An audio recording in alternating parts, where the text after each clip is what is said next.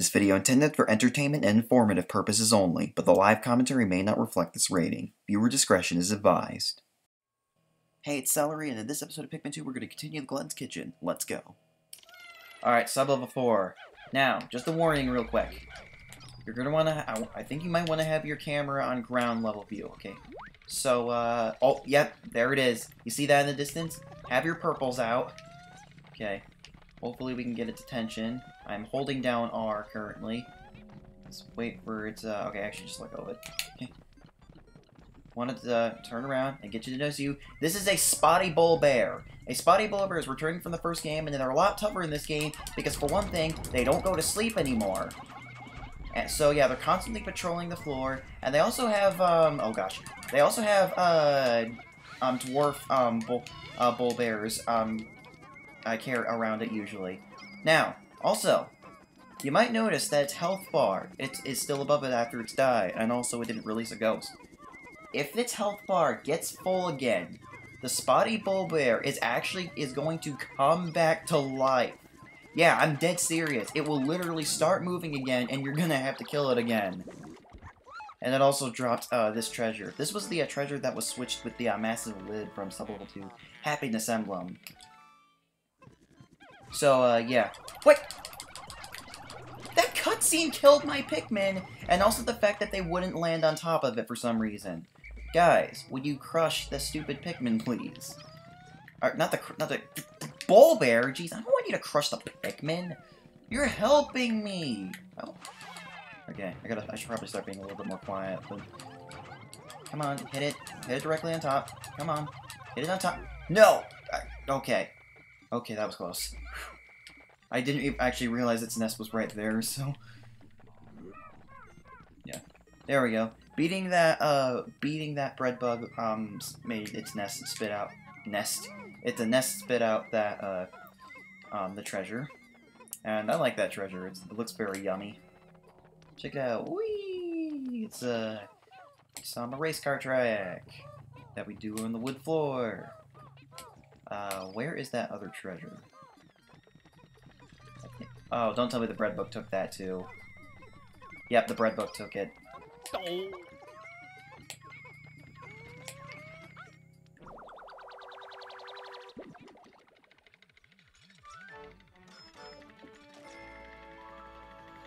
White goodness.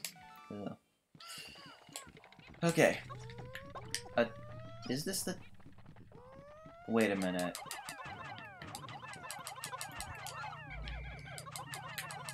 That barking sound effect just sounds kind of out of place. Believe it or not, you know how most dwarf bulborbs are actually part of the breadbook family, and they actually mimic the large bulborbs to be mistaken for a member of their kind? The little bull bears actually are really are young bull bears. They're not bread bugs. They actually are young bull bears. So that's pretty cool. And yes, they're not called the black bull. Oh, it didn't have it. Wait.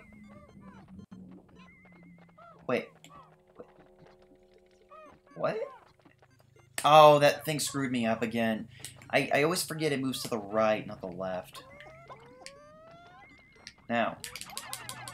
There you go. And here is another treasure. This is another one of my favorite treasure names. So I'll cut to them getting it back. And yes, it's not called the Black Bull Bear like it is like the Bulbar was renamed. It is it's still the Spotty Bull Bear. And yeah, they're mean in this game. They can kill a lot of Pikmin very easily, and they come back to life. Oh, the developers know how to irritate us.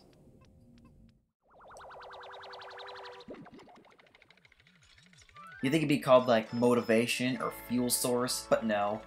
Invigorator! Yeah, I love that. Alright. On to the next floor. This next floor honestly may be a little bit more mean than this floor was, but, I'll try to do it anyway. So let's call our Pikmin. Let's make sure they're at a safe distance. I think there's also a violet candy pop bud down here somewhere. Oh crap, was it on the other floor? I don't know. Okay. Oh, there's one of the treasures already. Okay. So we got a good layout here. Because remember, the dungeons are, randomly generated. So, that might be why your dungeon layout probably looks different from mine. This, thing takes a lot of Pikmin to carry, so I'm just gonna use the purples to get it out, and then we could swarm it with our other Pikmin.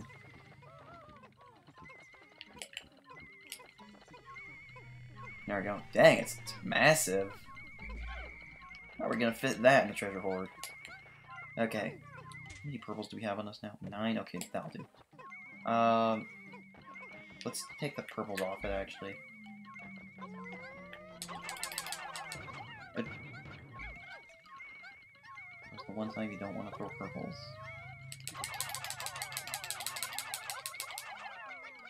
And wow, the other treasure's right over here. Jeez, we got an easy. Oh crap. Okay. No. Okay, I thought the Pikmin was gonna. There you go. Okay. So, here's what I'm gonna do next. We want to take out that thing that is in that little crevice over there. Jeez, it's so big it clipped through the ship. The sulking antenna, because nobody uses it anymore. Although I don't actually know how antennas work. I'd be eager to learn. Okay. So, this enemy right here. This is an armored cannon larva. You might remember the armored cannon beetles from the first game. Well, basically, this is just like a small baby version of it. Ironically, the armored cannon beetle is nowhere to be found in Pikmin 2. We just have this new baby version, and the armored cannon beetle has not returned in a Pikmin game ever since Pikmin 1. Like we have many variants of larvas, but we have never seen the beetle since Pikmin 1. So yeah, that's interesting.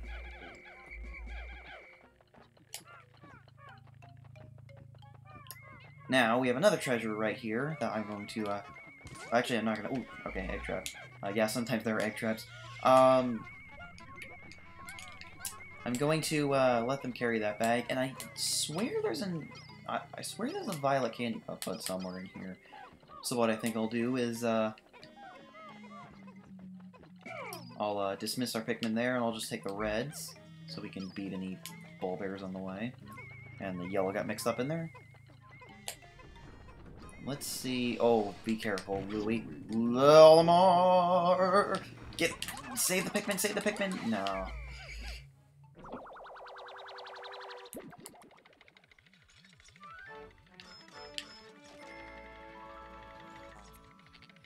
Boom cone! I said that through my hands. Okay. Okay, I don't know why I was laughing so much there. Is the flower, like... Oh, there it is, I saw it. I saw its, I saw the tips, I saw its glowing, petal tips. There it is, violet candy pop bud.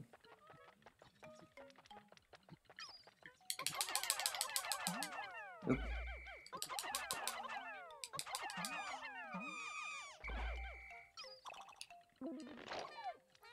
Alright, got our purples. And the exit to the floor is pretty out of the way, so I guess I'll have Louie run there. And head down to the final sub-level. Screw you, ball bears.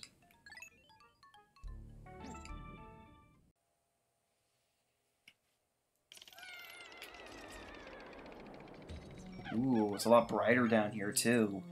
How peculiar. Okay, so, the boss fight actually starts immediately. So, right here, we have... Oh, actually, wait, hold on. Dismiss everyone else. We want only our yellows for this. This boss is the giant bread bug. And the giant bread bug and his minions are going to try to take the treasure that's around here. I think that... Oh, can we get that bologna? Get that piece of bologna? Okay, they're getting it back. Now, get that sunny side up egg. There you go. We got 2 of the treasures going back now. And we got that last one right there. Let's See if we can get the rest of our yellows. Because if you don't get the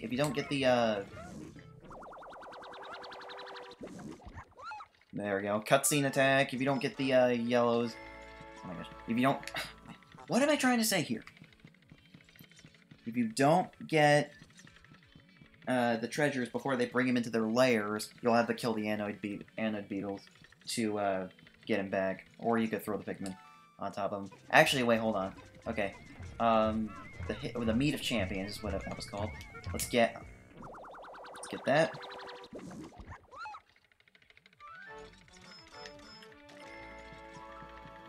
Hideous Victual. I love Sunny Side Up though. And now, now we are going to get the giant bread bug back. Let's see if there's anything in these eggs. I think there's usually mid-types in these eggs. Or we can get another spicy spray. That works for me. Okay, now what I'm gonna do is... Oh, actually, let's take out this bread bug first. It didn't even hit its head, and yet that still took damage. Sweet Dreamer.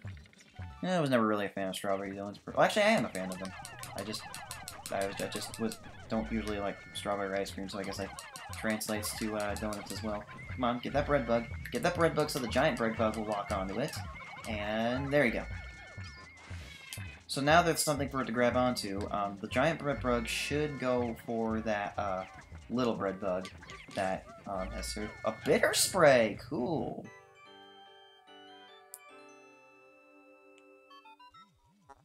The purple drop you see contains a refined ultra bitter essence. One drop contains 1 dose. Use it on hostile creatures, approach the creatures, and press up on the D-pad to spray. Jeez, we're getting lucky here. Alright. Oh, wait. There we go. So, the giant bread bug should now grab onto either of these guys.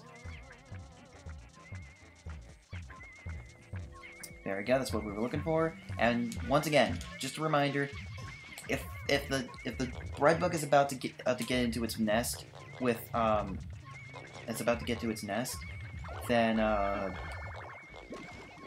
you want to call the Pikmin off of it because if the Pikmin, oh, they got it in the cutscene. If the Pikmin are on it when it gets into its nest, the Pikmin will instantly die. Processing. How bizarre. An item appears to have fallen out of that freakish creature. It must have been some greedy beast to swallow something like that. What the...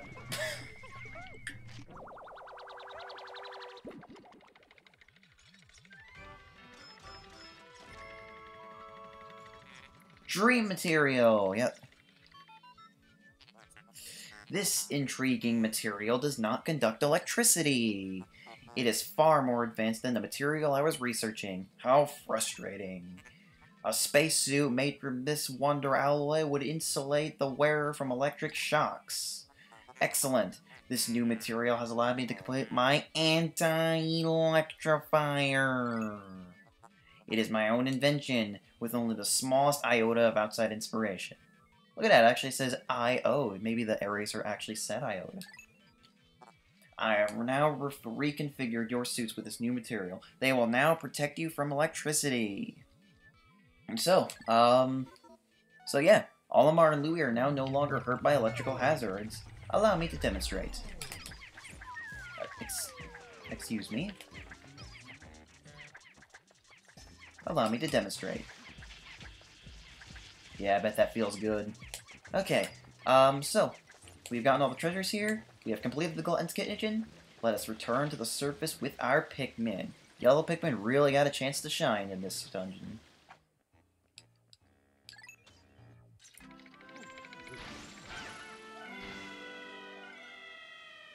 A bunch of them were late. Please don't let there be a treasure we missed somewhere. And 2 Pikmin lost. We lost 1 to... I think they were both lost to Dwarf Hole Airs. How frustrating. Okie dokie.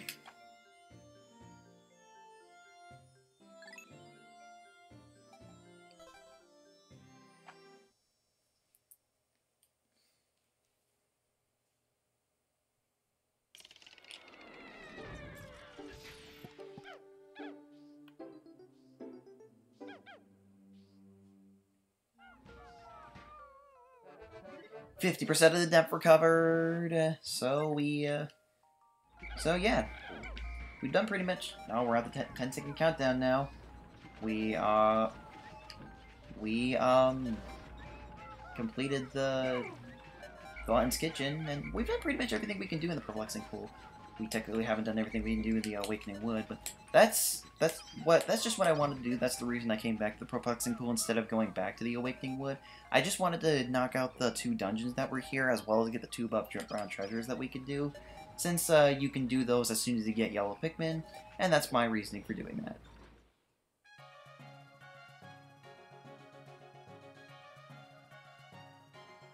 I don't know, I kind of like this rendition of the End of the Day theme. Like, nothing beats the classic End of the Day theme, but I like the orchestral version that's playing right here, too.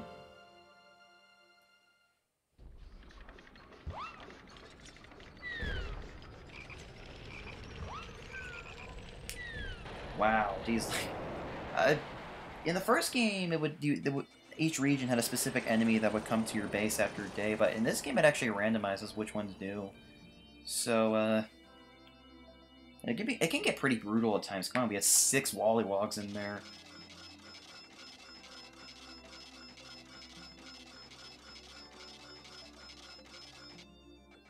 That is progress in its goldiest form. Reds went down, and we lost 2 in battle today. 6 total.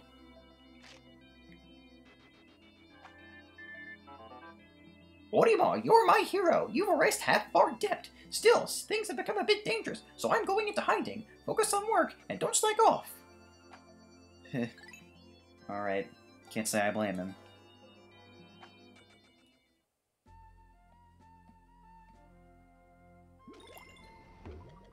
Alright, and we've done everything we can do in Perplexing Pool now.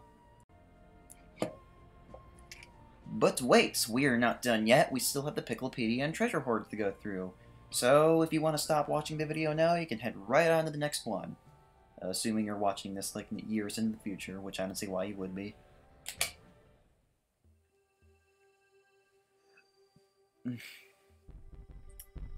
Yep, there it is. Spotty Bullbear. Oculus Terribilis Dodicum. Grub dog family. It's damn terrible, alright. A mid-sized subspecies within the grub dog family, the spotty bullbear's unique feeding habits set it apart from other grub dogs. The spotty bullbear patrols a set path searching for prey, instead of passively feeding on creatures that wander into a limited territorial range. When entering bullbear habitat, it is wise to proceed with extreme caution until the bullbear's patrol path can be clearly identified. Yeah, these things are dangerous, but they're not quite the most fearsome beast on this planet that we've seen. We'll see the real one soon, trust me. Dwarf bullbear, Oculus terribilis, grub dog family. A grub dog larva in its 3rd stage of development. This creature's body structure is nearing maturation. However, unlike mature bullbears, it has yet to claim its own patrol route, and thus is dependent on its parent for guarding direction. Yeah, I guess I didn't make this entirely clear. When the bullbear is walking around, usually we'll have the little bullbears following it, so you got those guys to worry about at its feet as well. It's a really nasty enemy, let me tell you, a lot tougher than it is in the first game. But the purples should handle it no problem. Well, they might have some problem, but not as much problem as they probably would if we didn't have them. The carrots immediately disappear when they fall in the water. Water Dumple, Ichthylosa felinus, grub dog family. A resident of freshwater pools and marshes, this aquatic creature regularly feeds on insects that land on the surface of the water. It shares a nearly identical skeletal structure with its close relative and terrestrial cousin, the bulborb. This may offer clues to its evolutionary origin that suggest that it only recently emigrated to an aquatic habitat.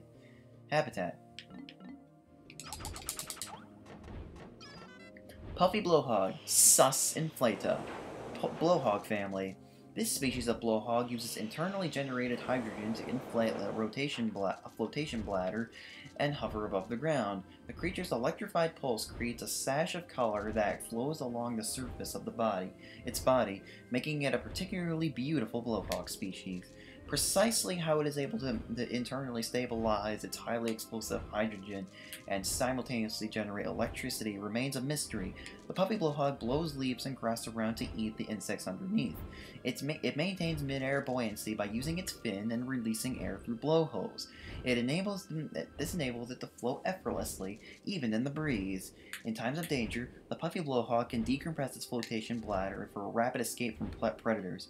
So it can escape like a deflating balloon.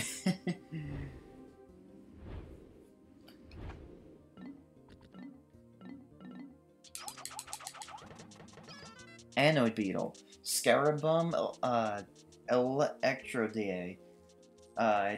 Scarab beetle family. This specimen is representative of an insect hybrid that uses electricity in addition to glycogen for its energy. Although difficult to confirm due to their microscopic size, tiny hairs on the creature's legs cause the friction that generates the electrical charge. So that's how it's able to make electricity. The electrical charge is processed by the creature's internal machina battery structure, and then stored as a Lewis electrified field.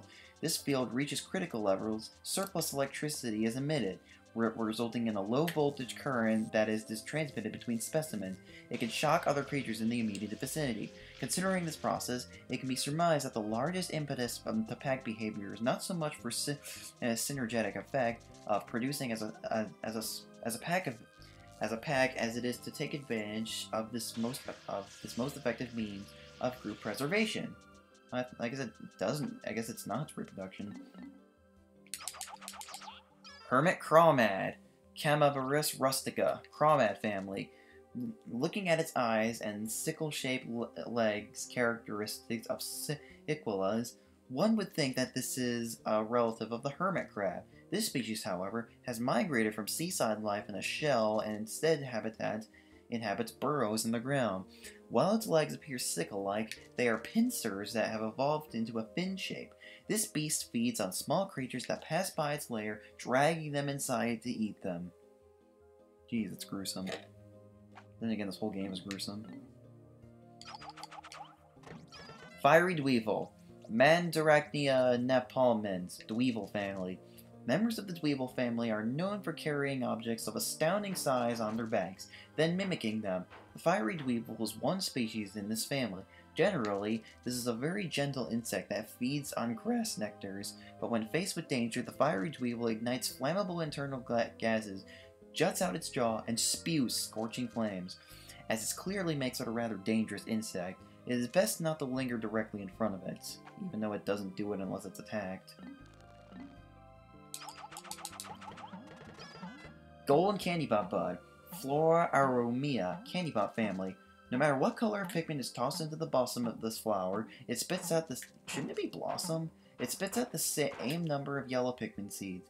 Current research has yet to produce any theories as to precisely what kind of interaction causes the Pikmin to change color to match the color of the flower's petals.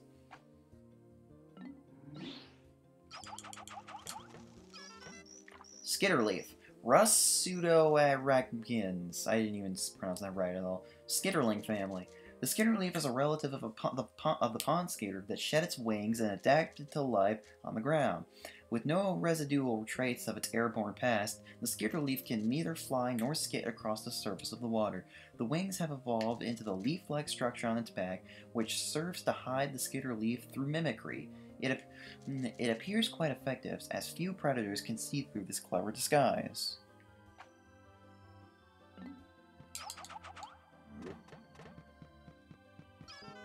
Breadbug, Pancerus glutenae, breadbug family. The adult breadbug competes for many of the same food source as Pikmin, but its thick-skinned hide allows it to withstand most Pikmin group attacks. However, some researchers claim to have observed breadbugs being overwhelmed by massive numbers of Pikmin and reduced to food.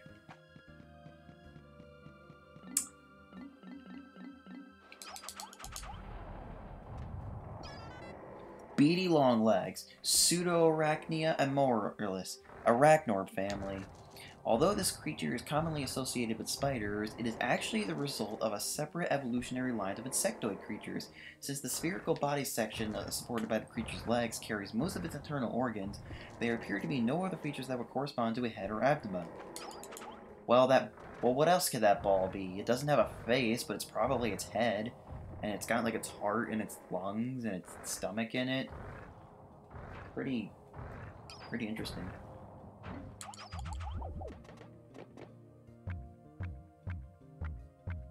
I like its footsteps. Giant breadbug, Pancerus gigantus, breadbug family. This gargantuan species of the greater breadbug family has a torso so perfectly square that it almost seems like it was formed in a mold. For a brief period after birth, the giant breadbug competes for food with smaller breadbugs, but upon reaching maturity,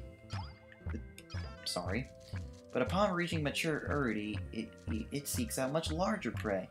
This is the primary reason that the two subspecies with similar feeding habits can coexist in the same habitat. Hordes of Pikmin appear to pose the only plausible threat to this massive creature's life. And we didn't get any new plants. Now, if we head to the treasure hoard... Nope, still nothing. Let's see. I believe this is... Love Nugget. I believe the Sunseed Berry is number 1 as well. This tasty red snack isn't quite a fruit, but it doesn't seem like a vegetable either. I've analyzed it extensively, and appears to be releasing stimulating pheromones. Maybe I should feed it to my wife. Meat of champions. I wouldn't want to eat a piece of bologna that was on the ground, though. I've never expected to find such a delectable cut of meat deep in this dark and slimy cavern. What kind of cavern is stocked with such savory deli meat? This riddle perplexes me, but I'm sure my unrivaled powers of investigation will prevail. I have made it my personal quest to solve all of the universe's and ancient mysteries. Just a hunch, Olimar. It's generally not a good thing to have really high ambitions. Okay, whatever. I mean, it is a good thing, but sometimes you can't really do it all. Hideous Victual.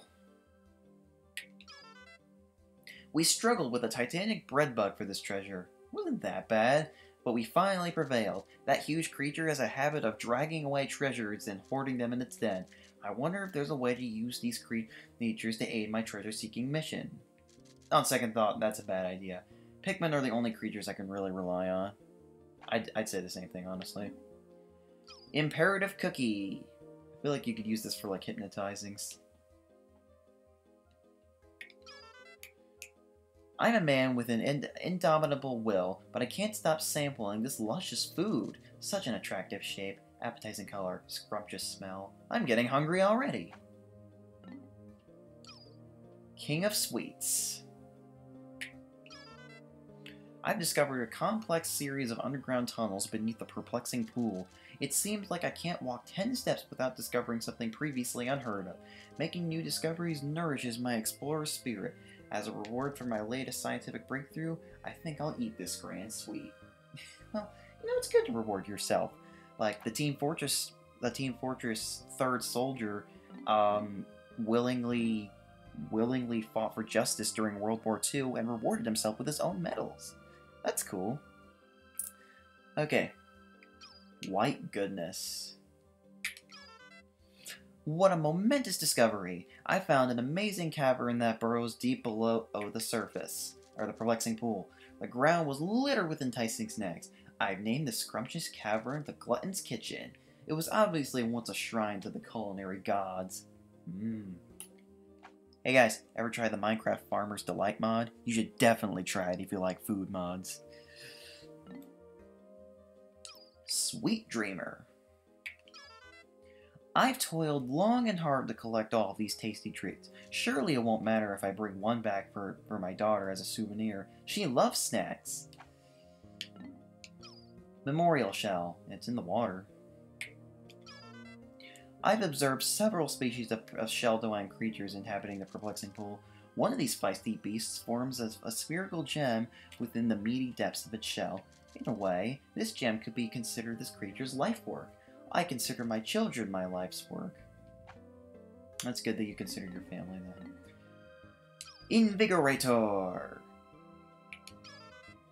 All this non-stop exploration has worn me out, but I'm constantly battling bouts of fatigue. Thankfully, a quick sniff of this item's invigorating odor instantly wakes me up. This zesty scent also fills me with an irresistible urge to fight. This treasure must have been owned by an ancient warrior. Master's Instrument. I found this object squirreled away in an underground complex. Some of these structures demonstrate a high degree of culture. I surmise that each building must have been designed by an artist of great renown. This pink painting rod reinforces my hunch that this civilization appreciated fine art. Harmonic synthesizer. My taste in music is highly refined, but my wife and kids have no taste at all. For example, when I ask my family if they want to go out for karaoke, they twist their faces and give me a nasty look. They don't know what they're missing. I wonder if Olimar goes to karaoke on his own sometimes. Director of Destiny. Nice little compass here. With the help of my Pikmin, I've been able to widen the radius of my salvage search. I feel like this could have helped us search for treasures too. The new areas that have opened up to exploration are far more dangerous. Just to be safe, I better review Pikmin traits and characteristics. Press X to disband your Pikmin and separate them into color groups. Press A to pick up and hold a Pikmin. While holding Pikmin, press the D-pad left or right to switch the color of Pikmin you're holding. Flame of Tomorrow. From the beginning of time, my people have searched for a perfectly clean, endlessly renewable energy source. Unfortunately, we've never found anything close to it. Rubbing these two objects together seems to produce fire. Maybe this is the long-lost energy source we've always been searching for. Look up lighting a match in slow motion. It looks really cool. Impediment Scourge. Yellow Pikmin are infatuated with high places. They seem to love it when I toss them high in the air. Once I hurled them down to a high area, and they came down with this treasure. Time Capsule. Tried to say like time trials from Mario Kart 64. This must be some kind of memorial capsule left by a lost civilization. It has left behind some image data, but I can't make any sense of it. I'm going to have to do some additional analysis. I'll document any exciting new developments in my log, along with pages and pages of meaningless doodles. You really don't recognize this as a creature, but it's pretty sad when you realize that maybe this was actually a memory of a lost pet. You know what? Real quick, I'm going to look up the time capsule on Wikipedia, just to see if maybe there's some insight to this. Its Japanese name is Memorial Capsule, and it's not a corgi, it's actually a Shetland sheepdog. And actually in the Japanese version, it's a cat, not a dog. And the Shetland sheepdog in their European and American version could be referencing the fact that Miyamoto has a dog, and in 2001, the relation between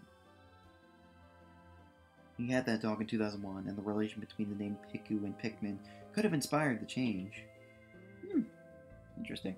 So I guess maybe it wasn't. But I doubt that's Miyamoto's dog, though. Lip service. I've never had much desire to climb the corporate ladder, but I'm beginning to think I should. Every year that my kids grow older, they get more expensive. Taking care of them is my most important duty. I should take lessons from the ship on how to be a high-pressure salesman. Then I'd rake in the cash. Not generally a good idea, Olimar. Just saying, because then you just become more greedy over time. Sulking antenna. I think it looks pretty cool, though. Utilizing the unique abilities of the yellow Pikmin, we breached the electric gate. This allowed us to access a previously uncharted subterranean wooden structure. The last time I was here, I never noticed their capacity to dissipate electrical charges.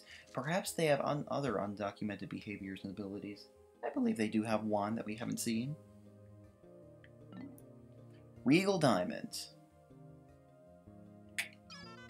The other day, my daughter begged me to get her some jewelry. She's becoming so fashion conscious. I know girls grow up quickly, but I never imagined it would happen this fast. Paradoxical Enigma. I'm not just an intergalactic space captain, I'm also an artist. I see the inner beauty in everything. Some things other people call ugly and boring, I find intellectually stimulating and aesthetically pleasing. It's true, I'm sophisticated like that. Boom cone. Today we found the remains of a wooden construction engine buried deep under the surface. I can't imagine anyone on this uncivilized planet inventing anything. We'll have to wait until later to finish surveying this maze, but this place intrigues me. There may be something interesting to learn about this primitive object. Wait a second.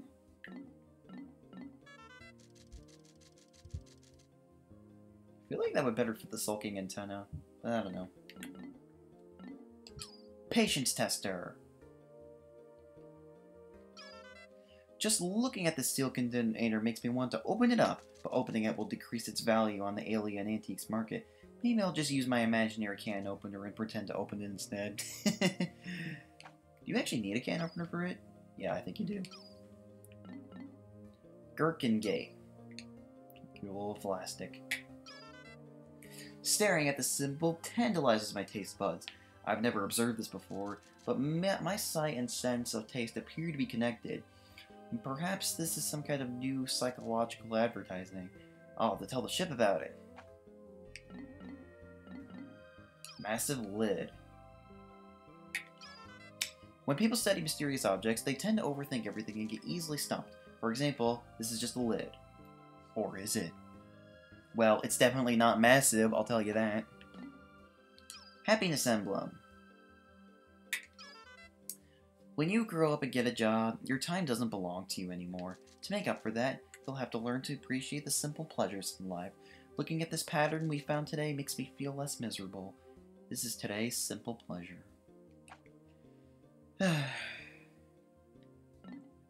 Creative inspiration. Fascinating. If I keep staring at the symbol, I know I'll come up with a brilliant idea for a new product. Dream material. This is yet another object that I've recently discovered that is beyond my wildest dreams. It doesn't conduct electricity, and it can erase marks left by pencils with remarkable ease. Sadly, the more you use it, the more it rubs away into oblivion. In a way, it reminds me of my job. After reading the happiness emblem thing. The key! This item came from a personal treasure hoard of a massive Pikmin devouring spider. It doesn't devour them, it squishes them. The whole cave was crawling with all kinds of fearsome creatures. I decided to name that eerie cave the Citadel of Spiders. The ship can't stand bugs. Whenever I asked it to store a specimen for salvage, it threatens to stage a mutiny! Haha! And that's all. So, we are going to end the video here. Next time on Pikmin 2, we're going to return to the Awakening Wood and see what we can get there now that we have yellow Pikmin. See you guys then. Goodbye.